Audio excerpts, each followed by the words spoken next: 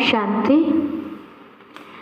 आज हम सभी 28 अक्टूबर बाबा के महावाक्य सुनेंगे। जैसे कि रोज ही बाबा हम सभी को ज्ञान सागर परमात्मा ज्ञान रत्न देते हैं और उन ज्ञान रत्नों से हम आत्माओं का रोज दैवी गुणों से श्रृंगार करते हैं। तो आज भी बाबा ने हम सभी को उस ज्ञान सागर के वो ज्ञान रत्न दिए हैं और वो ज्ञान रत्न है बाबा के कि आज बाबा ने खास मुरली के अंदर कहा है कि बच्चे तुम सतयुग में जा रहे हो, इसलिए तुम्हें अपना पासपोर्ट सतयुग के लिए ज़रूर तैयार करना है। जैसे कि हम सभी जानते हैं कि जब कोई भी एक देश से दूसरे देश में यात्रा के लिए जाता है तो उसके पास पासपोर्ट होना बहुत ज़रूरी है, क्योंकि विदाउट पासपोर्ट नो ट्रैवल। उसी तरह शिव बाबा कहते हैं कि तुम इस कलयुगी दुनिया से सतयुगी दुनिया में जा रहे हो, अर्थात एक युग से दूसरे युग की ओर तुम ट्रैवल करने जा रहे हो। उसके लिए तुम्हारे पास पासपोर्ट होना बहुत ज़रूरी है। और पासपोर्ट मीन्स पहचान। पासपोर्ट अर्थात हमारे दैवी कैरेक्टर्स। तो जब ये पासपोर्ट हमारे पास होगा तो हम सतयुगी दुनिया की ओर अपनी यात्रा सुखद और सुगम कर सकते हैं। दूसरी चीज़ आज बाबा ने मुरली में बताई है कि बच्चे तुम ज्ञान रत्नों के व्यापारी हो। जैसे कि एक बिजनेसमैन होता है और हर बिजनेसमैन यही सोचता है कि मेरे पास अच्छे से अच्छी चीज़ों का कलेक्शन हो, ताकि क्योंकि जितनी अच्छी और उत्तम चीज़ें होंगी, प्रोडक्ट्स होंगे, उतना ही वो सेल होंगे, उतना ही डिमांड होगी उसकी। तो उसी तरह आज बाबा कहते हैं कि तुम भी ज्ञान रत्नों के एक बिजनेसमैन हो, व्यापारी हो। तो तुम्हें इसका व्यापार करने के लिए पहले तुम्हारे अंदर खुद ज्ञान रत्नों का कलेक्शन होना चाहिए।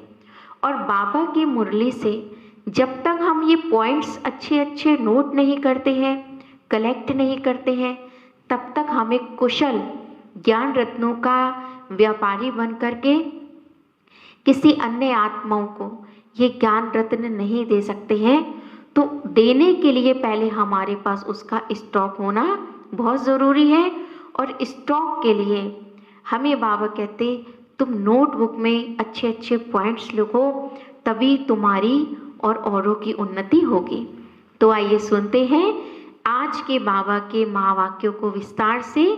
आज 28 अक्टूबर, आज प्यारे बाबा ने हम सभी को क्या अनमोल शिक्षाएं दी हैं, जो आज हम सभी को पूरे दिन बाबा की इन शिक्षाओं को याद करते हुए ही कर्म करना है।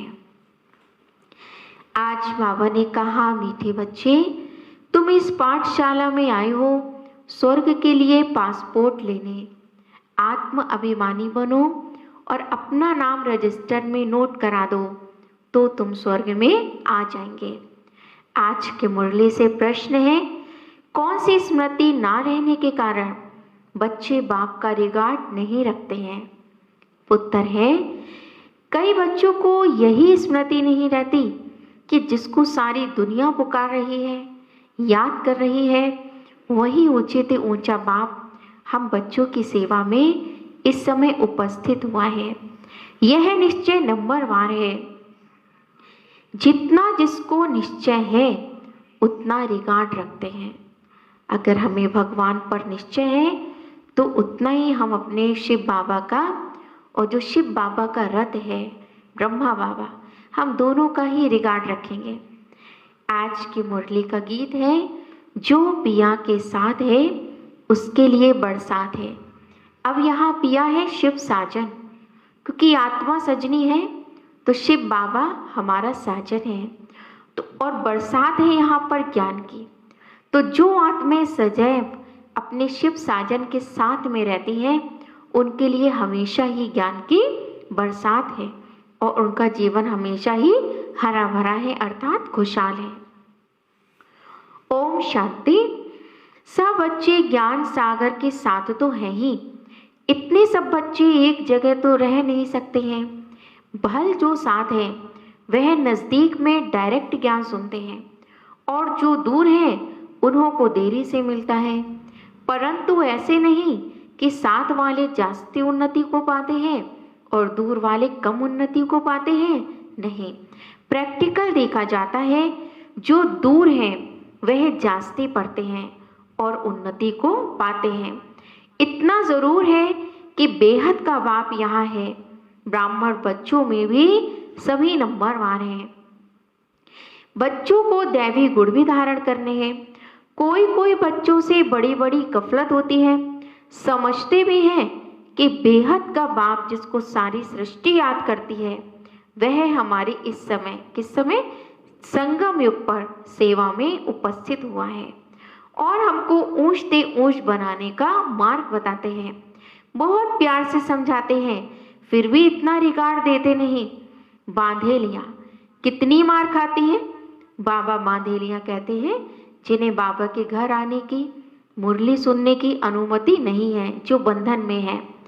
कितनी मार खाती है अपने परिवार वालों से, तड़पती हैं, फिर भी याद में रहकर अच्छा उठा लेती हैं, पद भी ऊंच बन जाता है। बाबा सबके लिए नहीं कहते हैं, नंबरवार पुरुषार्थ अनुसार तो है ही। बाप बच्चों को सावधान करते हैं, सब तो एक जैसे अब हो ना सके। बांधेलियाँ आदि बाहर में रहकर भी बड़ी कमाई करती हैं। यह गीत तो भक्ति मार्ग वालों का बना हुआ है, परंतु तुम्हारे लिए अर्थ करने जैसा भी है। वह क्या जाने पिया कौन है और किसका पिया।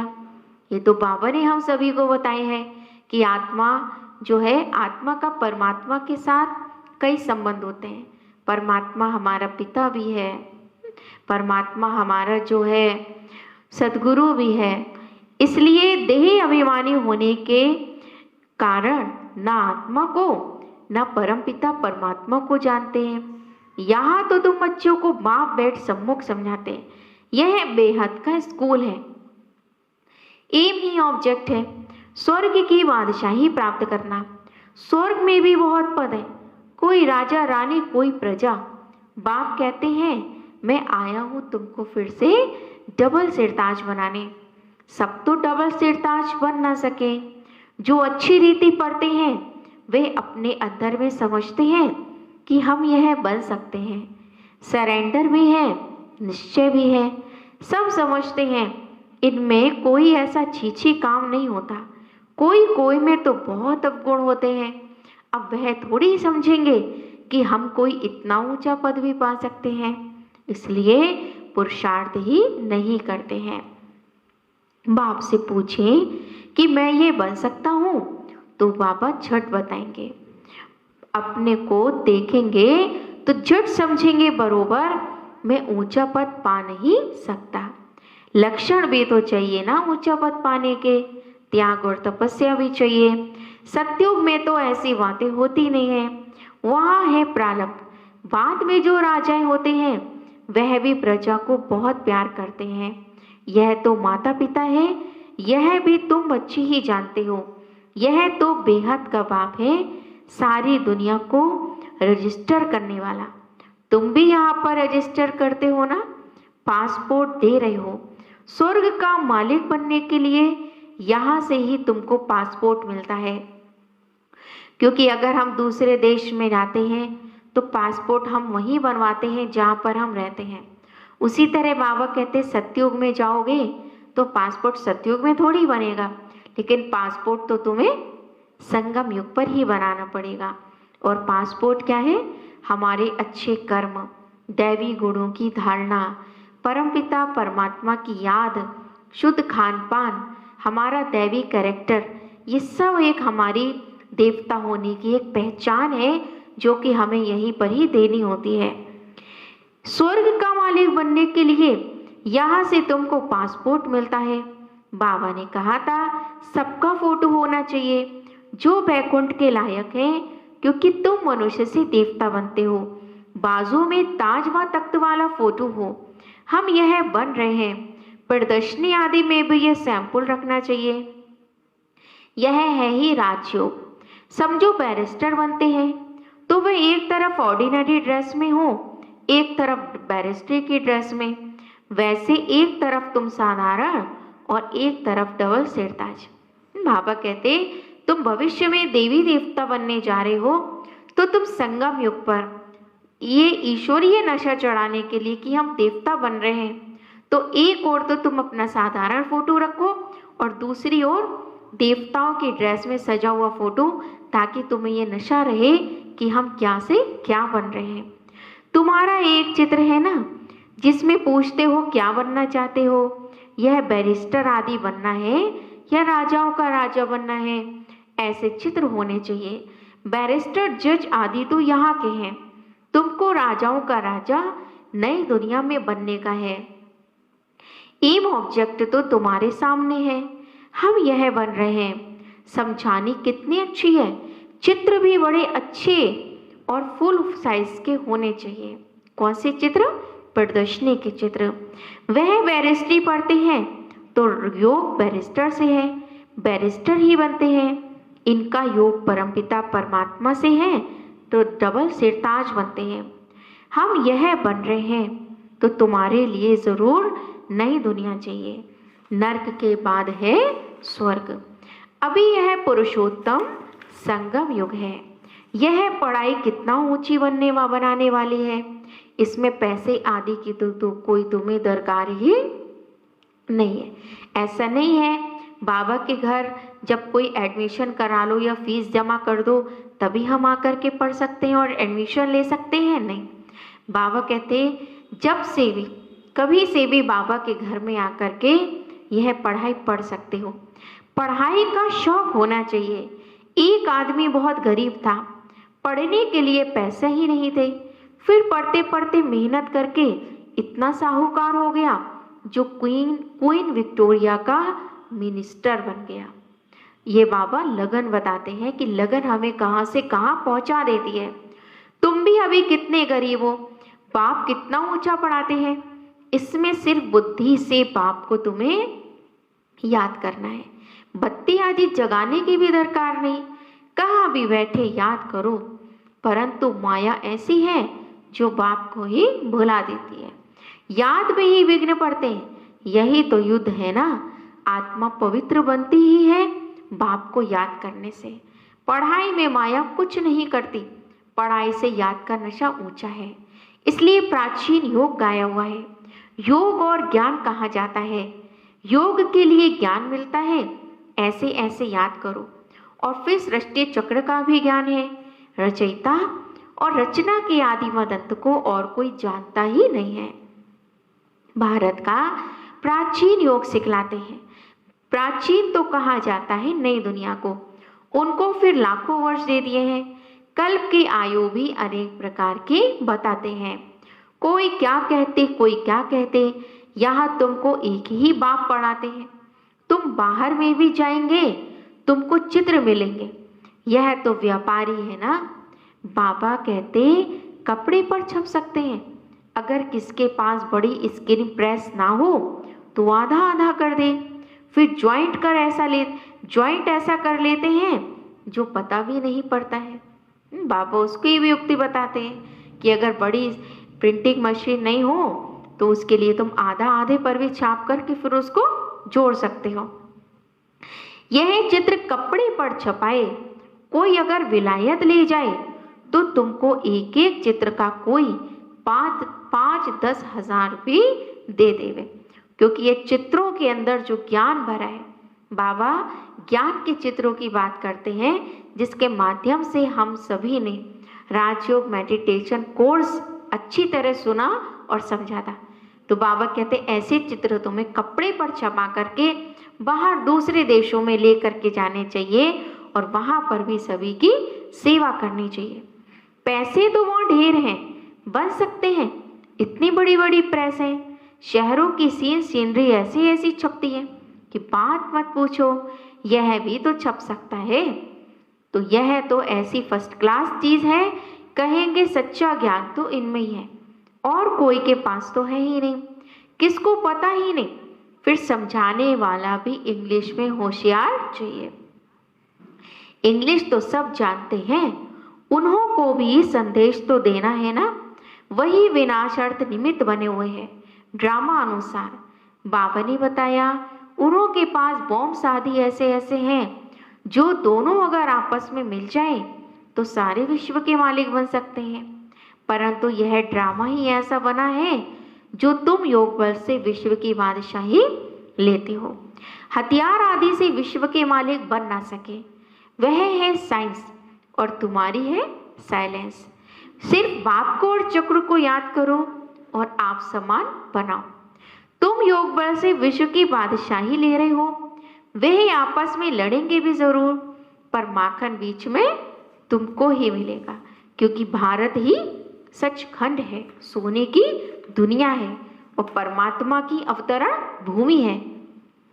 इसलिए बाबा कहते कि दो देश आपस में लड़ेंगे पर माखन तो तुमको ही मिलना है। कृष्ण के मुख में माखन का गोला दिखाते हैं ना, कहते भी हैं कि दो आपस में लड़े और बीच में माखन तीसरा खा गया। है भी ऐसे, सारे विश्व की राजाई का मक्खन तुमको मिल जाता है तो तुमको कितनी खुशी होनी चाहिए। वाह बाबा, आपकी तो कमाल है, नॉलेज तो आपकी ही है, बड़ी अच्छी समझानी है। आदि सनातन देवी देवता धर्म वालों ने विश्व की बादशाही कैसे प्राप्त की, यह किसको तो कभी ख्याल में भी नहीं होगा। उस समय और कोई खंड होता ही नहीं। बाप कहते हैं मैं विश्व का मालिक नहीं बनता हूँ, लेकिन मैं तुमको विश्व का मालिक बना देता हूँ। तुम पढ़ाई से विश्व के मालिक बनते हो, मैं परमात्मा तो हूँ ही अशरीरी, तुम सबको शरीर है, तुम सब देहधारी हो। पर शिव बाबा विदेही है और निराकार है। ब्रह्मा विष्णु शंकर को भी सूक्ष्म शरीर है। जैसे तुम आत्मा हो वैसे मैं परमात्मा हूँ। मेरा जन्म दिव्य और अलौकिक है, कोई भी ऐसे जन्म नहीं लेते, यह मुकर्रर है। यह सब ड्रामा में नूद है। कोई अभी मर जाते तो यह भी ड्रामा में नूद है। ड्रामा की समझानी कितनी मिलती है, समझेंगे नंबरवार। कोई तो डल बुद्धि होते हैं, 3 ग्रेड्स होती हैं, पिछाड़ी की ग्रेड वाले को डल कहा जाता है। 3 ग्रेड क्या बताई बाबा ने, फर्स्ट, सेकंड और थर्ड। खुद भी समझते हैं ये फर्स्ट ग्रेड में है, ये सेकंड ग्रेड में है। प्रजा में भी ऐसे ही है, पढ़ाई तो एक ही है। बच्चे जानते हैं ये पढ़कर हम सो डबल सिरताज बनेंगे। हम डबल सिरताज थे, फिर सिंगल ताज, फिर 9 ताज बन गए।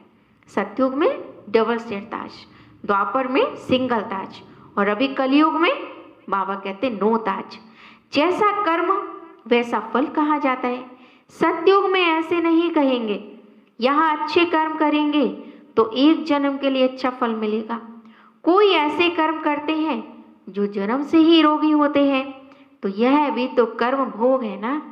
बच्चों को कर्म कर्म विकर्म की भी गति बाबा ने समझाई है। यहाँ जैसा करते हैं तो उसका अच्छा व बुरा फल पाते हैं। कोई साहूकार बनते तो जरूर अच्छे कर्म किए होंगे। अभी तुम जन्म जन्मांतर की प्रारब्ध बनाते हो। गरीब साहूकार का फर्क तो रहता है ना, अभी के पुरुषार्थ अनुसार। बाबा ने कहा गरीब और साहूकार भी अपने अपने कर्मों के अनुसार बनते हैं। वह प्रारब्ध है अविनाशी 21 जन्मों के लिए। यहाँ मिलता है अल्पकाल का, कर्म तो चलता है ना, ये कर्म क्षेत्र है। सत्युग है कर्म स्वर्ग का कर्म क्षेत्र, वहां विकर्म कोई भी होता नहीं है। यह सब बातें बुद्धि में धारण करनी होती है। कोई विरले हैं जो सदैव पॉइंट्स लिखते हैं, कौन सी, जो बाबा सुनाते हैं। कई बच्चों को बहुत शौक रहता है कि जो बाबा नई नई बातें सुनाते हैं उसे हम झट अपनी डायरी में लिख लें। चार्ट भी लिखते लिखते फिर थक जाते हैं।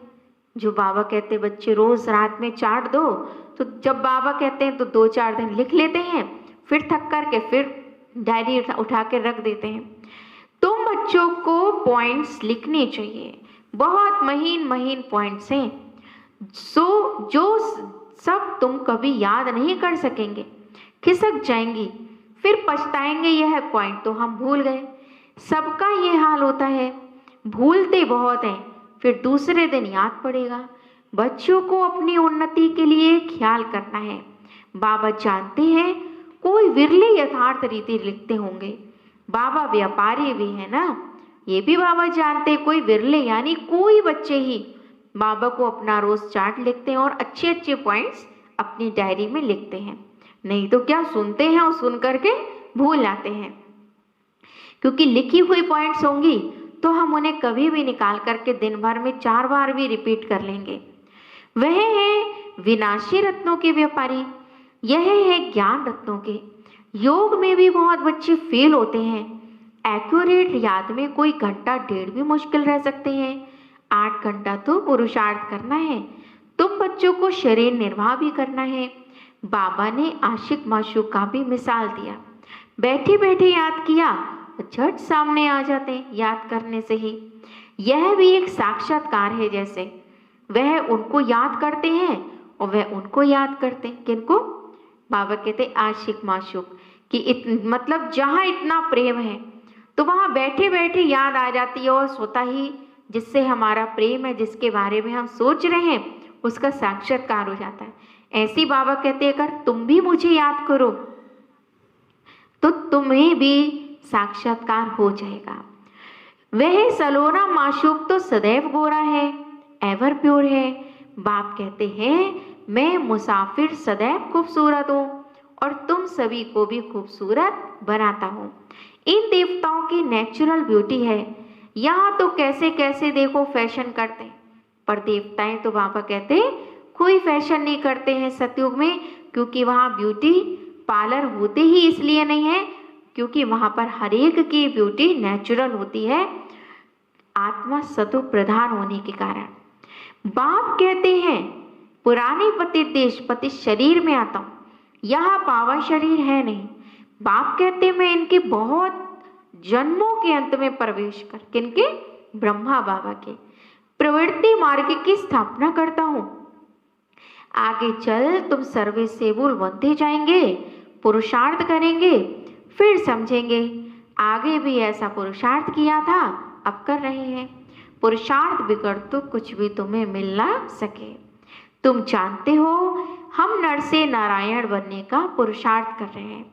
नई दुनिया की राजधानी थी, अभी नहीं है लेकिन फिर होगी। सदैव ऐसी पुरानी दुनिया नहीं रहेगी, ये भी बाबा कहते कुछ दिन की बात है, फिर नहीं होगी। आयरन एज के बाद फिर गोल्डन एज जरूर होगा। आयरन एज बाबा कहते कलयुग और गोल्डन एज बाबा कहते सतयुग।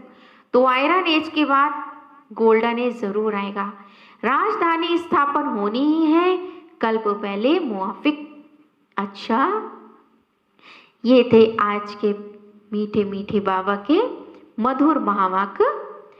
अच्छा मीठे मीठे सीखी लदे बच्चों प्रति माता पिता बाप दादा का याद प्यार और गुड मॉर्निंग। रूहानी बच्चों की रूहानी बाप दादा को नमस्ते नमस्ते, गुड मॉर्निंग, शुक्रिया बाबा शुक्रिया।